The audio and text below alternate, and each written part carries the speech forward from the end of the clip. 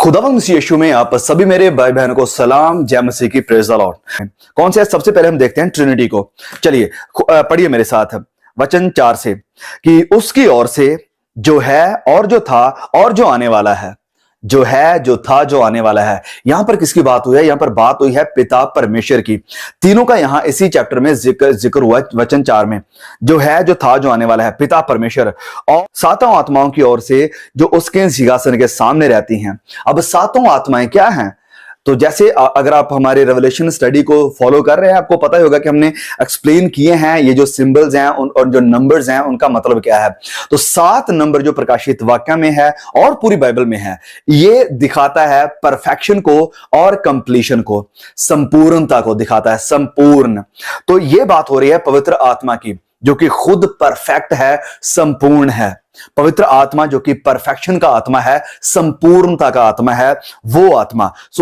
उसकी तरफ से मैसेज दिया जा रहा है, जो है, जो था, जो आने वाला है, पिता परमेश्वर और सातों आत्माओं यानी पवित्र आत्मा की ओर से। और फिर आगे वचन 5, यीशु की ओर से जो विश्वास योग्य साक्षी है, प्रभु यीशु। सो पिता को हमने देखा, पवित्र आत्मा को देखा और प्रभु यीशु, ये तीनों यहीं पर इस वचन 4 में और 5 में हमें देखने को मिल रहे हैं। यानी कि कौन सा सिद्धांत है? त्रिएक परमेश्वर का, ट्रिनिटी। और अगर कोई इस सिद्धांत से बाहर है तो वो एक सच्चा बिब्लिकल और ऐतिहासिक कलीसिया या चर्च नहीं है, वो इंसानों की रचना है। अब आप कहेंगे कि ब्रदर आप ये दावा कैसे कर सकते हैं, ट्रिनिटी तो बाइबल में है ही नहीं। देखिए सुनिए, ये जो शब्द ट्रिनिटी है, ऑफ कोर्स वो नहीं है, लेकिन इस शब्द ट्रिनिटी के जो नेचर है, ट्रिनिटी त्रिएक जो परमेश्वर है, इन तीनों को एक ही वक्त में कार्य करते हम पूरी बाइबल में, not only in new testament, वरन पूरी बाइबल में हम देख सकते हैं तीनों को। सिर्फ ये नए नियम का ही सिद्धांत नहीं है, वरन पुराने नियम का ही है। और अगर आप कहते हैं कि पुराने नियम में से ट्रिनिटी को प्रूव करके दिखाओ, तो वो एक अलग वीडियो है, एक अलग अलग वीडियो बनाना पड़ेगा, उसके लिए मैसेज बनाना पड़ेगा। अगर आप कहते हैं तो प्लीज हम बताइए नीचे कमेंट करके, हम उसके ऊपर वीडियो जरूर बनाएंगे। तो ये जो त्रिएक परमेश्वर का सिद्धांत है, ये बिब्लिकल है, पूरी तरह से बिब्लिकल है और ऐतिहासिक क्रिश्चियनिटी में इसको माना जा रहा है। अब सुनिए मेरी बात को, आप कहेंगे कि कैसे बिब्लिकल है? बहुत से वचन हैं जो त्रिएक परमेश्वर को, पिता को, पुत्र को और पवित्र आत्मा को बताते हैं, दिखाते हैं और तीनों की अलग अलग एक्टिविटीज को हमारे सामने जाहिर करते हैं। जैसे मैंने जब इस प्रकाशित वाक्य का चैप्टर 1 से जब हमने पढ़ना शुरू किया था, तो पहले ही वचन में हमें ये दोनों अलग अलग देखने को मिल रहे हैं। कुछ लोग कहते हैं कि ये एक ही हैं, पिता और यीशु एक ही हैं, दोनों अलग अलग नहीं हैं, लेकिन बाइबल इस शिक्षा को, इस सिद्धांत को गलत साबित करती है, बार बार, एक बार नहीं, बार बार, कई बार। जैसे हम चैप्टर 1 के वचन 1 को ही पढ़ते हैं, यहीं पर से हमें क्लियर हो जाता है। और उस वीडियो में मैंने बात करी थी कि प्रकाशित वाक्य में बार बार पिता, पुत्र, पवित्र आत्मा तीनों अलग अलग रूप में हमें देखने को मिलते हैं। तीनों एक नहीं है, अलग अलग, सेपरेट। तो लिखा यहां पर, यीशु मसीह का प्रकाशित वाक्य जो उसे परमेश्वर ने इसलिए दिया। यीशु का प्रकाशित वाक्य जो परमेश्वर ने यीशु को दिया। समझ रहे हैं आप बात को? एक है रिसीव करने वाला जिसे दिया जा रहा है, और एक है देने वाला। इसका मतलब यह नहीं है कि दोनों एक ही हैं, अपने आप को ही वो चीज दे रहा है, नहीं।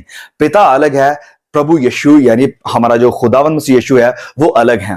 तो ये एक ऐसा सिद्धांत है जो हम इंसान अपने इस छोटे से माइंड में, इंसानी माइंड में, दिमाग में घुसा नहीं सकते हैं, because we are talking about a being that is far far superior and beyond our limitations and understanding.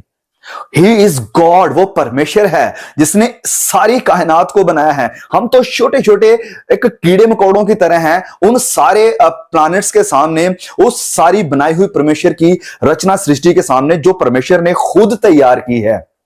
तो हम उस परमेश्वर को समझने की कोशिश कर रहे हैं। तो उसने जितना भी हमारे ऊपर जाहिर किया है वही काफी है समझने के लिए कि उसका कैरेक्टर, उसका स्वभाव और उसका नेचर क्या है। लेकिन उससे ज्यादा अगर हम कहेंगे नहीं नहीं नहीं नहीं नहीं, परमेश्वर ये है वो है, तो हम इतने बड़े परमेश्वर को अपने दिमाग में फिट करने की कोशिश कर रहे हैं। ब्रदर नबील कुरैशी जो कि एक मुसलमान थे, प्रैक्टिसिंग मुसलमान, जब उन्होंने मसीहत को कबूल किया तो उन्होंने एक बहुत ही बढ़िया बात करी कि God is one in being and 3 in persons, 1 in being, 3 in person, कि उसकी जो बीइंग है, जो होंद है, वो एक है, लेकिन जो नेचर है उसका, वो तीनों में काम करता है। उनका नेचर तीनों का एक ही है, लेकिन अलग अलग पर्सनैलिटीज हैं। तीनों अलग अलग पर्सनैलिटीज हैं। और क्या ये अपनी हम बात कर रहे हैं अपने दिमाग से? नहीं, ये तीनों चीजें हमें बाइबल में देखने को मिलती है। जब प्रभु यीशु का बपतिस्मा होता है, तो प्रभु यीशु का बपतिस्मा हो रहा है और ऊपर से आवाज आ रही है पिता की कि ये मेरा सबसे प्यारा बेटा है जिससे मैं प्रसन्न हूं।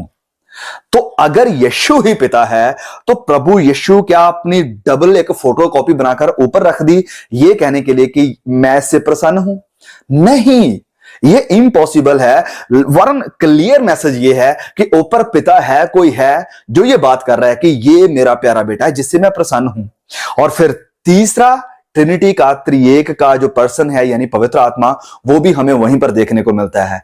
वचन में लिखा है कि पवित्र आत्मा उसके ऊपर कबूतर की नाई उतरा, उसके ऊपर उतरा पवित्र आत्मा। तो तीनों अलग अलग हैं।